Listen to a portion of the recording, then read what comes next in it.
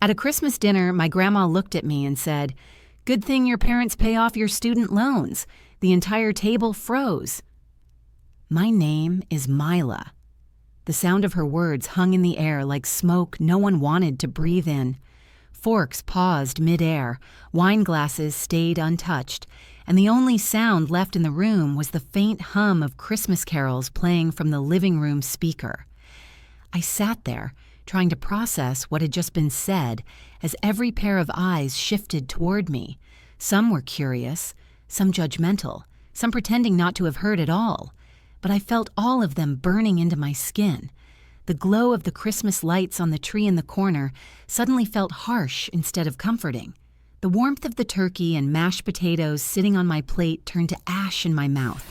I could feel the heat rushing to my cheeks, that awful mix of embarrassment and anger boiling together. Grandma's tone hadn't been lighthearted. She hadn't been joking.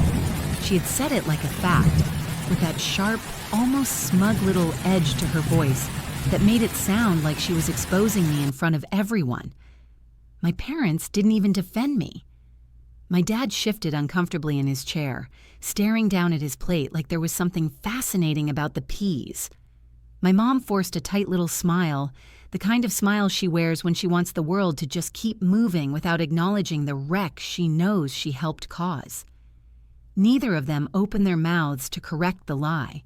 Neither of them bothered to stand up for me. It was as if the air thickened around me, pressing down on my chest, making it harder to breathe.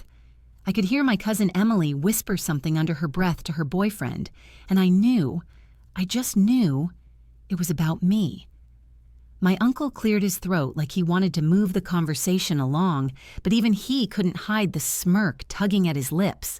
They loved moments like these, when I became the punchline. Inside, I was burning. My hands were trembling under the table, so I clenched them into fists to hide it.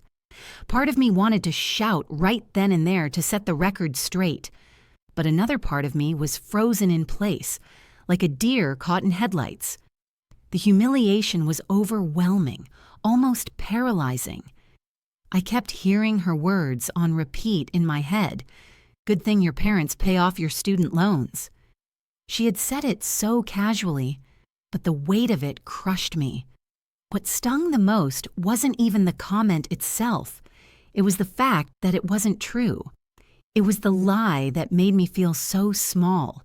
If it had been true, maybe I could have brushed it off as just another one of Grandma's careless remarks. But because it was false, because I knew the truth was the complete opposite, it twisted like a knife in my gut. I glanced at my parents again, silently begging them with my eyes to say something, to clear the air, to let everyone know I had worked for everything I had. But they just sat there, silent, cowardly, letting the lie grow legs and run wild around the table. So I swallowed the lump in my throat and forced myself to lift my fork again, pretending like nothing had happened. But in that moment, something inside me cracked. I realized that this dinner, this family, this performance we all put on every holiday, it wasn't warm, it wasn't joyful, and it wasn't love. It was a stage, and I had just been shoved into the role of the fool once again. And as much as I smiled through clenched teeth and nodded when Grandma changed the subject to the dessert menu, deep down I knew this moment wasn't over. Not by a long shot.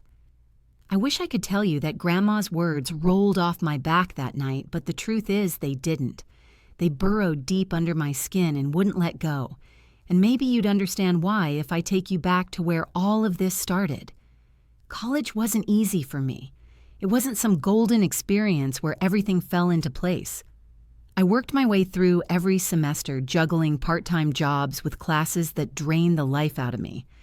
I remember getting up before dawn to open at the campus coffee shop, hands smelling like burnt espresso while my classmates were still sleeping in their warm beds. I would rush from shift to lecture halls, trying to stay awake through professors who never knew how exhausted I really was.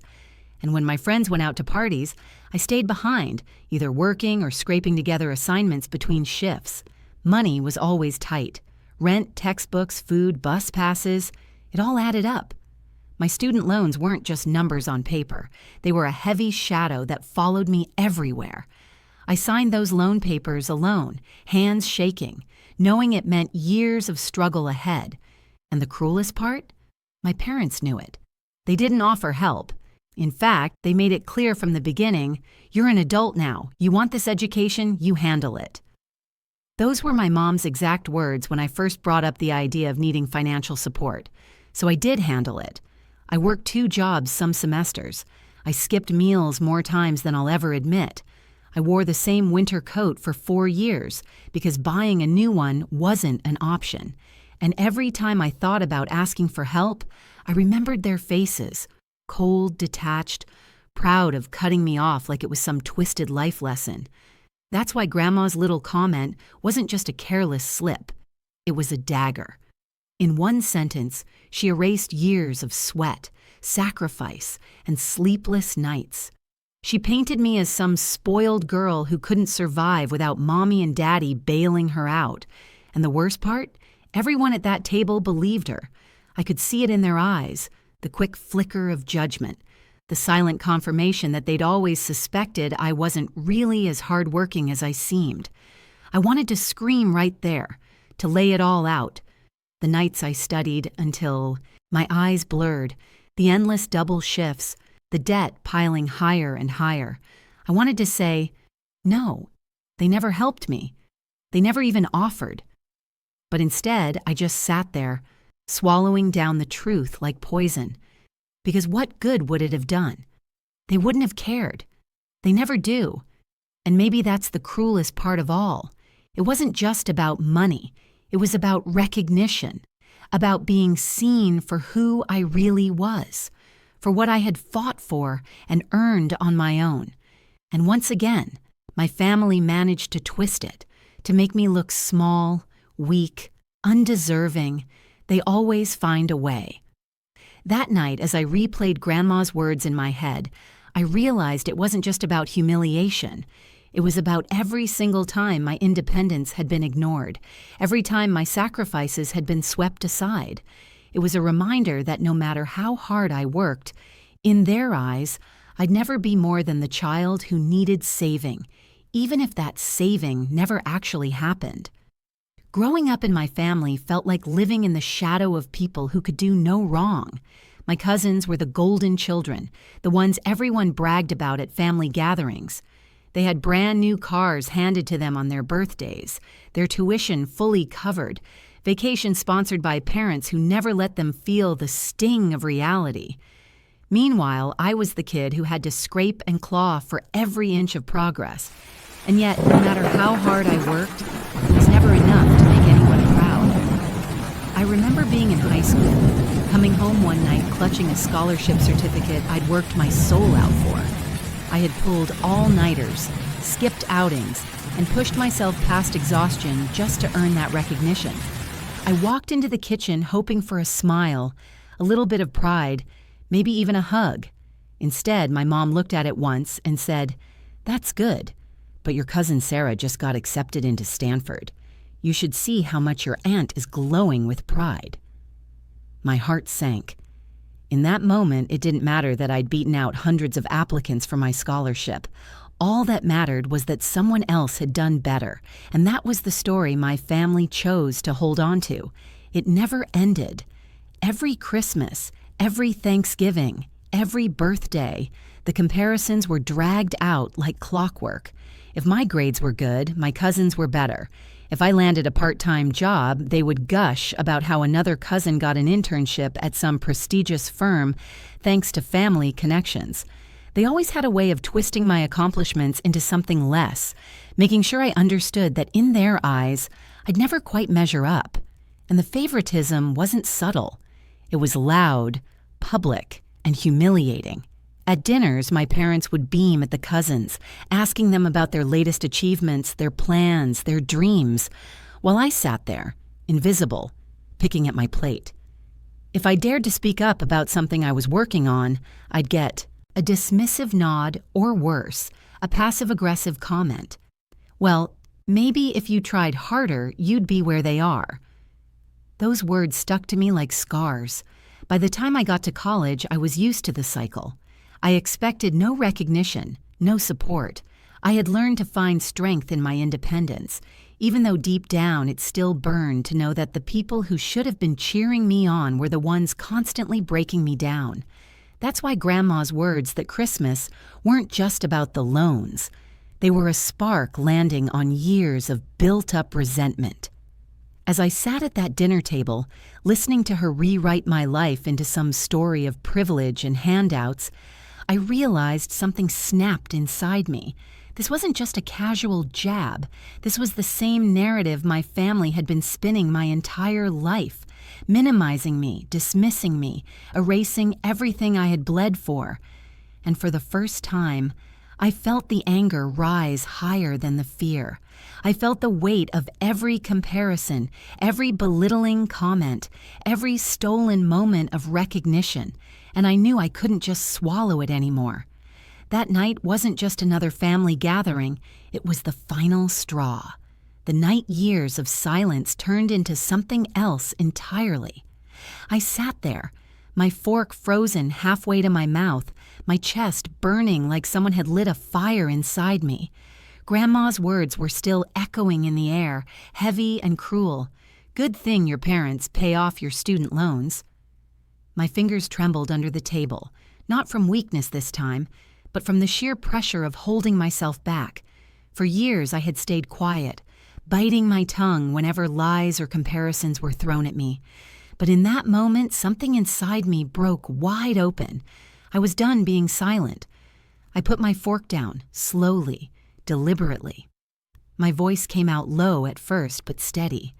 "That's not true," I said, staring straight at her. The room went dead quiet. My cousins looked up from their plates, the sound of clinking silverware cut off, like the whole table had been holding its breath. My parents have never paid a single dime toward my loans. Not one. Every bill, every late fee, every sleepless night. That's been me. I'm the one carrying it, not them. It felt like my voice was cutting through glass. For a second, nobody said a word. My parents froze, their eyes darting between me and the rest of the table. My mom's cheeks flushed red, not with shame for what she had done, but with embarrassment at being exposed. My dad's jaw tightened like he wanted to shut me down, but for once, I didn't give him the space. I kept going. I worked 2 jobs through college. I skipped meals so I could make loan payments. I stayed up all night studying after 10-hour shifts because I couldn't afford to fail. I wasn't handed a thing. Not tuition, not books, not even a ride to class. I've paid for every piece of my education myself. And while you all sat here, thinking I had it, easy. I was out there fighting just to stay afloat. Gasps rippled through the table. One of my cousins shifted uncomfortably, avoiding my eyes. Another glanced at their plate like it suddenly became the most fascinating thing in the world. The weight of the truth landed like a stone in the middle of the table, heavy and undeniable. My grandmother smirked, her lips curling into that same dismissive look she always reserved for me. "Well, you don't have to make such a scene," she muttered, rolling her eyes. But I didn't let her dismissal steal the moment. For once, I wasn't going to let them sweep me under the rug. "You've all believed a lie for years," I continued, my voice sharper now, stronger. "You've all sat here comparing me to cousins who had everything handed to them, while I was building myself from the ground up. And you never cared enough to ask. You never wanted to know the truth because it was easier to believe I was just less than them." Silence. No one could look me in the eye. My parents shrank in their seats, my mom fiddling with her napkin, my dad pretending to drink from his glass. My cousins sat stiff, unsure of which side to take. For the first time in my life, the room wasn't filled with stories about how amazing everyone else was. It was filled with the truth I had been carrying for years, and the sound of it was deafening. It hurt, yes, but it also felt like breathing for the first time, like unclenching a fist I had been holding since childhood. I had spoken the words they never wanted to hear, and no matter how awkward or uncomfortable it was for them, I knew one thing with certainty. They couldn't take it back. They couldn't erase it. The truth was finally out there, and it was mine.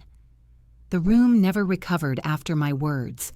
You could feel it, the tension dripping heavier than the gravy cooling on the table. For once, nobody had a smart comment to throw, no quick joke to brush my pain aside. The silence was almost deafening. In that silence, I realized something I should have seen years ago.